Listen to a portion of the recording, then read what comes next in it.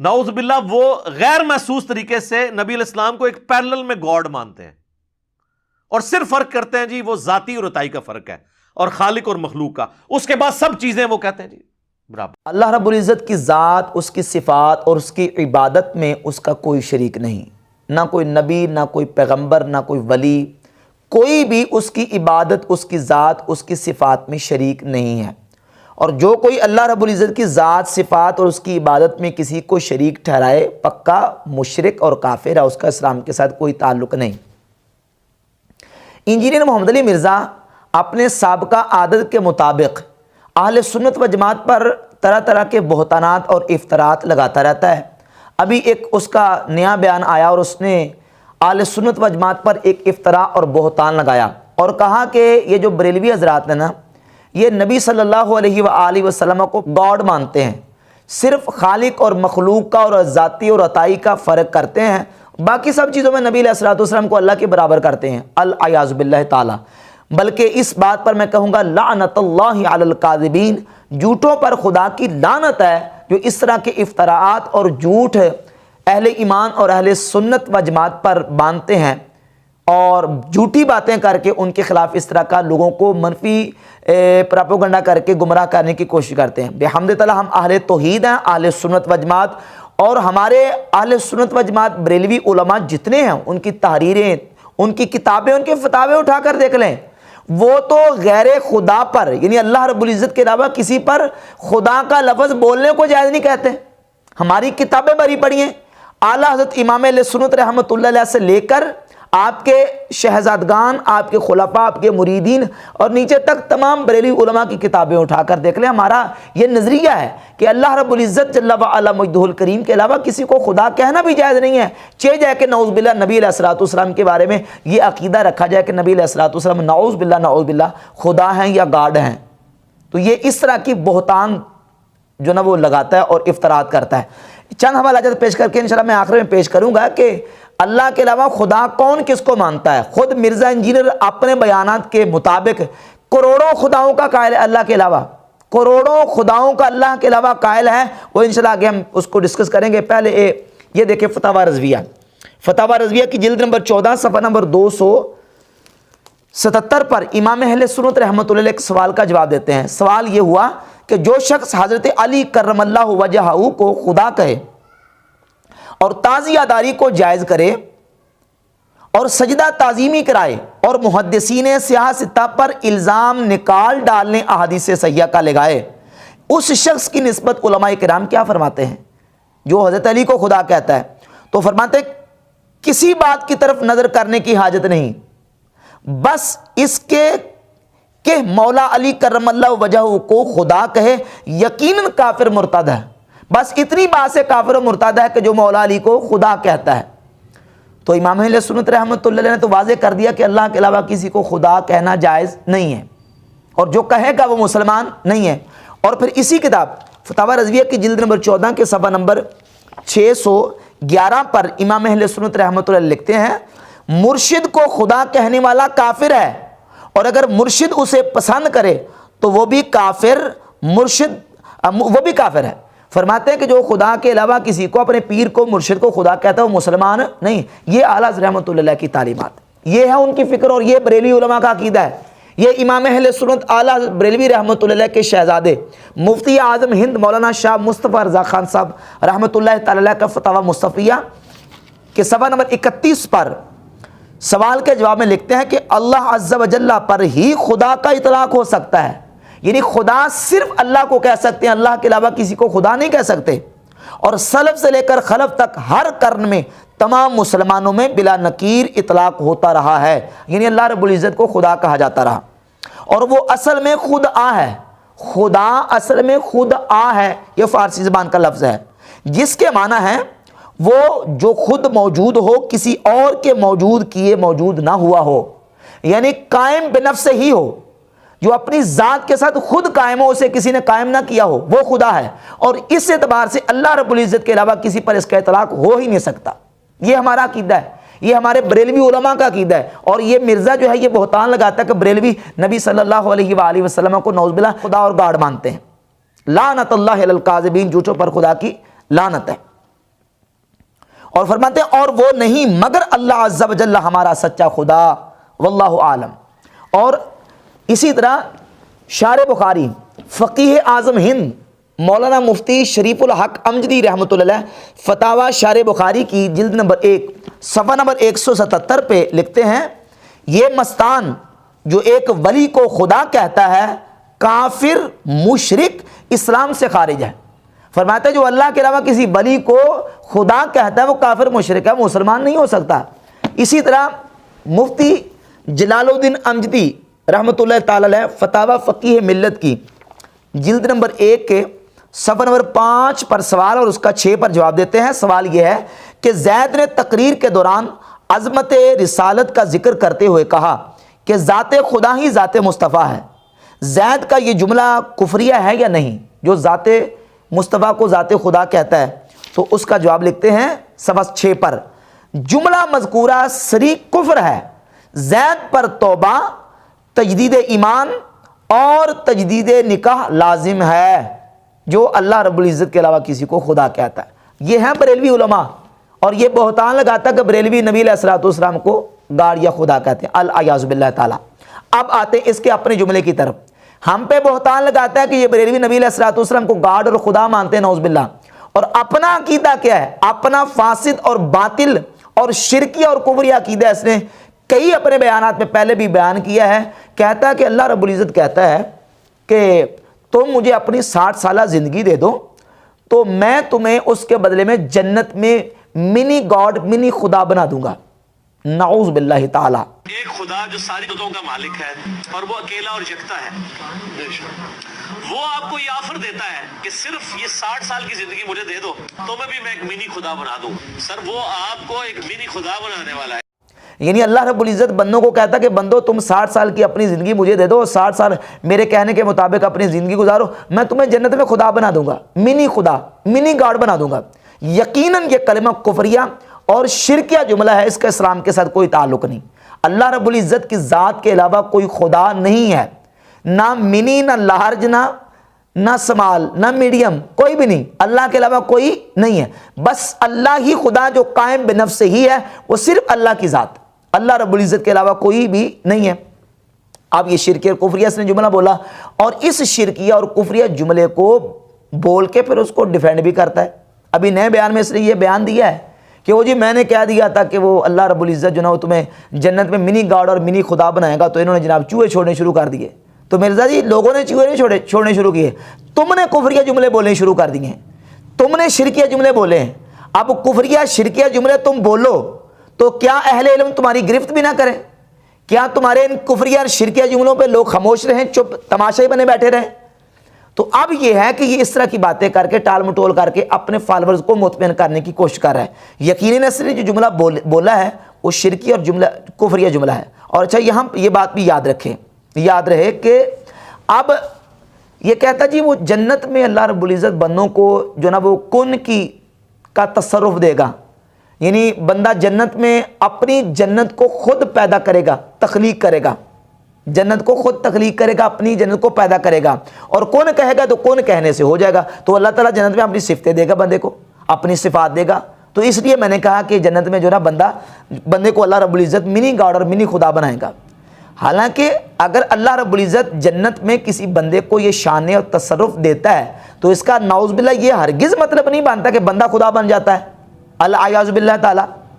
اچھا یہی بات اگر کوئی بندہ یہ کر دینا کہ اللہ تعالیٰ ولیوں کو دنیا میں یہ تصرف اور طاقت دیتا ہے اور دی ہے اس نے کہ وہ کن سے کسی چیز کو کہتے ہیں تو وہ ہو جاتی ہے، اور صفت تکوین اللہ نے بندوں کو عطا کی ہے تو فوراً کہے گا کہ یہ شرک ہے، یہ تو اللہ کے برابر کرتے ہیں، اللہ کے کہتا برابر کرتے ہیں۔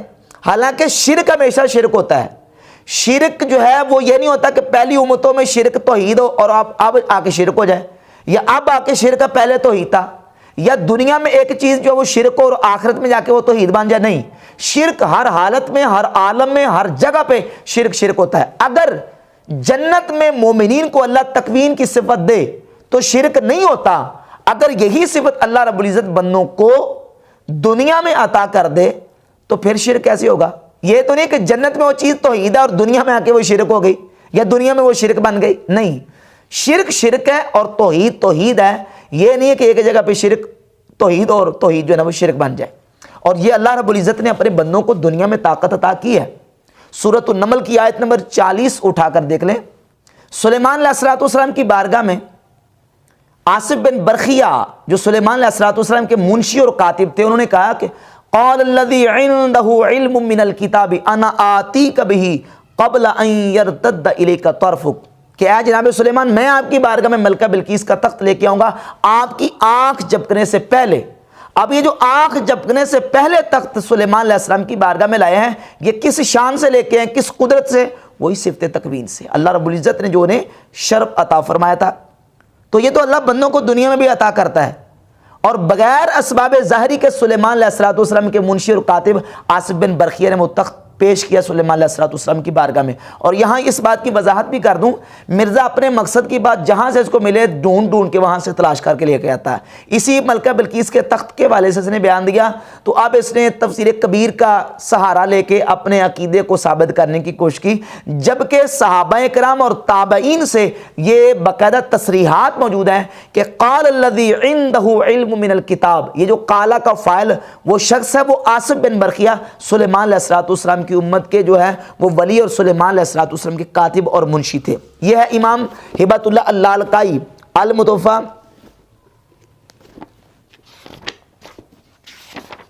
418 ہجری, ان کی کتاب شرح اصول اعتقاد اہل سنہ جلد نمبر 2 جز نمبر 9 اور صفحہ نمبر اس کا 401 ہے, روایت کا نمبر 30. اور دیگر تابعین کے اقوال بھی ذکر کیے ہیں کہ یہ جو شخص لانے والا ہے تخت کو یہ آصف بن برخیہ عن ابن عباس سے رضی اللہ تعالیٰ عنہ, یعنی قولہ قال الذی عنده علم من الکتاب قال آصف کاتب سلیمان. سیدنا عبداللہ ابن عباس حبر الامہ مفسر قرآن وہ کہتے ہیں کہ یہ آصف بن برخیہ تھے جو حضرت سلیمان علیہ السلام کے کاتب تھے. اور یہی روایت سنن کبری بہقی جلد 6 صفحہ 288 اور 10994 نمبر روایت ہے کہ سیدنا سلیمان علیہ السلام کا جو تخت ہے وہ آصف بن برخیہ لے کے آئے تھے. تو یہ صفت تکوین کی شان تھی اللہ رب العزت نے جو ان کو یہ شرف عطا کیا تھا. تو یہ تو بندوں کو دنیا میں حاصل ہے. اور اس سلسلے میں ایک حوالہ پیش کر دیتا ہوں, یہ ہے کتاب فتوح الغیب سیدنا شیخ عبد القادر جیلانی رضی اللہ تعالیٰ عنہ کی کے مقالات. اور یہ وہ کتاب ہے, حافظ ذہبی, ابن کثیر, ابن تیمیہ, بڑے بڑے لوگوں نے اس کتاب کو مانا ہے کہ یہ شیخ عبد القادر جیلانی رحمۃ اللہ علیہ کے مقالات ہیں. اس میں مقالہ نمبر 16, مقالہ نمبر 40 اور مقالہ نمبر 46. اور یہ وہ کتاب ہے فتوح الغیب جس کے بارے مرزا اپنے بیان میں کہہ چکا کہ اس کتاب کی شرح ابن تیمیہ نے کی ہوئی ہے. اس کتاب میں شیخ عبد القادر جیلانی غوث پاک سرکار رضی اللہ تعالیٰ عنہ فرماتے ہیں جب بندہ مرنے سے پہلے مر جاتا ہے اور اللہ رب العزت جل وعلا مجدہ الکریم اس کو یہ شرف اور طاقت عطا کرتا ہے. صفحہ نمبر 65 پہ لکھتے ہیں کہ فرماتے ہیں وَيُرَدُّ إِلَيْكَ التَّكْوِينُ وَخَرْقُ الْعَادَاتِ الَّتِي هِيَ مِنْ قَبِيلِ الْقُدْرَةِ. فرماتا ہے جب بندہ اپنے مرنے سے پہلے مر جائے, یعنی اپنے آپ کو فنا کر دے, اللہ کی اطاعت میں لگ جائے اور اللہ کی اطاعت اپنی زندگی گزارنی شروع کر دے, پھر اللہ رب العزت اسے تکوین دیتا ہے. پھر لٹائی جائے گی تیری طرف تکوین اور خرق عادات چیزیں جو قدرت کے قبیل سے ہیں. تکون للمؤمنین فی الجنہ اللاتی تکون للمؤمنین فی الجنہ, وہ چیزیں جو اللہ مومنین کو جنت میں عطا کرے گا تجھے دنیا میں عطا کر دے گا. یعنی مرنے کے بعد مومن کو جنت میں اللہ رب العزت عطا کرے گا, جنت میں وہ کہے گا کون تو ہو جائے اور وہ ہو جائے گی. آپ فرماتے ہیں کہ جو مومن کو جنت میں اللہ عطا کرے گا نا وہ تجھے دنیا میں عطا کرے گا. اور فتکون فی ہذہ الحالۃ کأنک احییت بعد الموت فی الآخرہ, تو ایسے ہو جائے گا جیسے مرنے کے بعد تو آخرت میں ہے. فتکون کلیتک قدرہ, تو کل کا کل قدرت بن جائے گا.